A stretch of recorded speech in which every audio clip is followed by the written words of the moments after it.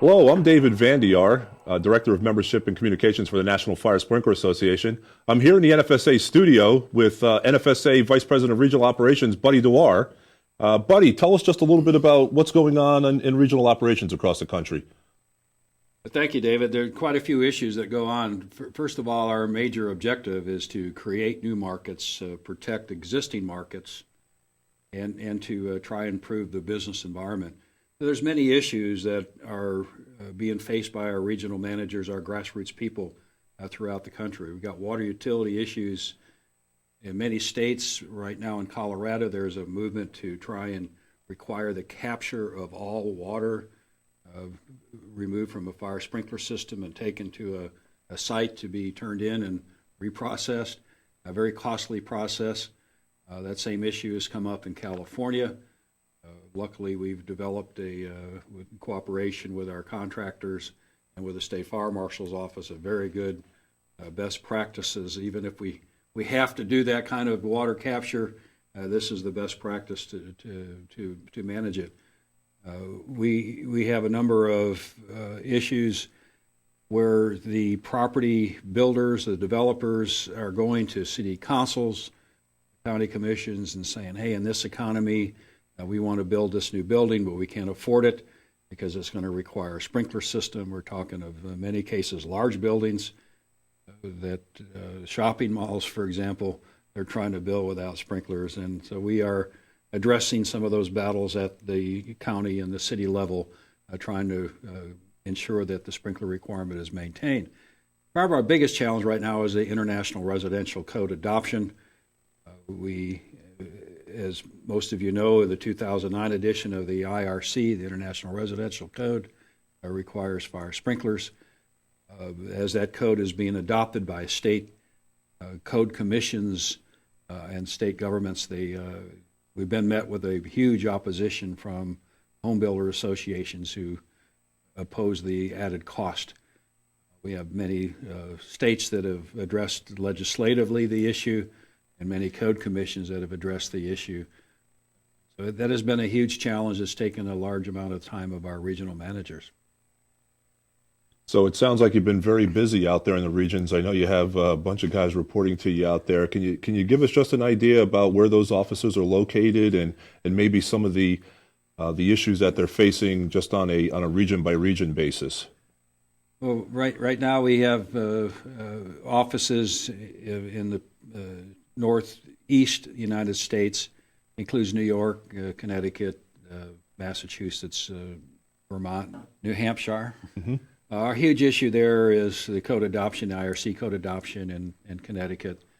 In Massachusetts, we have legislation filed in Massachusetts that's going to address who does some of the construction work, whether they're signatory or not, kind of a bid requirement for government-funded jobs.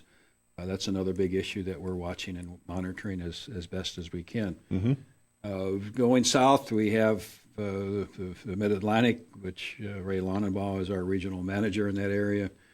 A huge battle with the IRC in Pennsylvania, but also other code issues that have surfaced in Virginia and many of the other states. We have Tennessee in the southeast region. Huge battle on the IRC in South Carolina. The current law requires that the fire sprinkler requirement go into effect on January 1, 2014. We expect that there will be legislation filed in 2013 to repeal that requirement. And we are now addressing the issue with the Code Commission, which will make a final vote on whether or not to include the sprinkler requirement in their August meeting at the end of August. So we're addressing that issue. Then we go down south, down to Florida, a lot of hot button issues there, many business environment issues, the cost of insurance, provide health care insurance for company owners is escalated mainly due to medical malpractice litigation. We've got a bill filed this year that's going to put attorneys caps on attorneys' fees for medical malpractice. That's going to be a well-received by everybody other than lawyers, but mostly the business owners are trying to put some kind of controls on that, a little bit of market increase in that area as well.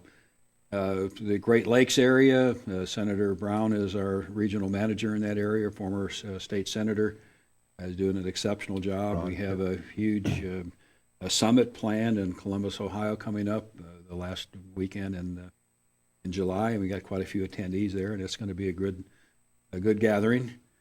Yeah, I know he's been working closely with both regional managers, Bob Kleinheinz and Ron Brown out there, bringing both Area and 6 contractor members together for a single event out there. Yeah, it's going to be a great event, and we have events like that as well in Florida, very well attended. We've had as many as 400 people attend the events in Florida, and we're trying to have the same kind of event. We have similar events in Tennessee. But the intent is to bring the contractors together and address regional issues. What's going on within the state? What can we do? What do we need to pull together to make things happen? Mm-hmm. North Central area, Minnesota, Wisconsin, Illinois. We have many issues. We're successful in getting a residential ordinance approved in Gurnee, Illinois.